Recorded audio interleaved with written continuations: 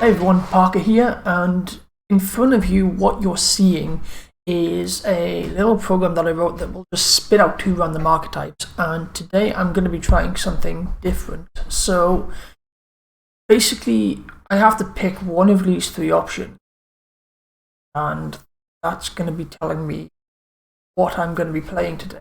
So the options we've got, as you can see, are Zia and Time Lord, so that's sort of Nordics and whatnot, Gishki and Bujin, or Buster Blader and Elemental Hero. So I'm trying to think, because we've got quite a few interesting ones. Because if we do the Azure and Time Lords, they've got some high level monsters. We can make some big rank XEs. Gishki and Bujin, I guess, because the Bujins rely on their normal summon, but the Gishkis can just sort of cycle with I can just sort of cycle by ritual summoning. So we sort of have one archetype that's ritual summoning, one that's normal summoning. And then we've got Buster Blader and Elemental Hero, which I don't know. I don't know how. I know a little bit about how Elemental Heroes work, but I don't know how much outside of that, to be honest. So, out of these, I think I'm probably going to go with Gishki and Bujin and basically pray for the best that it actually works. So, yeah, I'll be back in a little bit, and hopefully you'll have a semi-functional start of a deck between Gishki and Bujins. Okay, so this is sort of my first sort of shot at this. This hasn't been dueled with yet, but this is still my first shot at this. So it is mostly Bujins. And then I've added in the Gishkis, so 3 shadows, 3 visions to be able to search out the mirror and the Zeal Gigas. And then obviously the Zeal Gigas can pay the life points to draw a card, so I'm mainly using this Gishki sort of engine, if you can even call it that, as draw power and deck thinning. And then on top of that, I've got Ties of the Brethrens and the 10 keys in order to try and sort of get to the Bujins as quick as possible. Outside of that, I think what I would deem a reasonably normal Bujin lineup. I know you'd probably play maybe a couple more, like Turtle, another Turtle or Hare or something like that, but I just don't have the extra I don't have the deck space for it, rather, because I definitely don't want to bring this above 40 cards because of what we're doing here. This is going to be so stupid. And then, just to top all this off, I've got the Treacherous Trap Hole. Because I have no other traps and I had 1 card spare after putting everything that I thought in, extra deck is pretty lackluster. I'm trying to keep this very archetypal, so I've just got the Bujin Link monster, which just requires 2 monsters at the same level, so we can use Shadow and Crane. That's fine. Tsukiyomi, that's sort of a basic discard draw. This one, which apparently just requires 2 level 4 monsters. So we have a Gishki extra deck monster.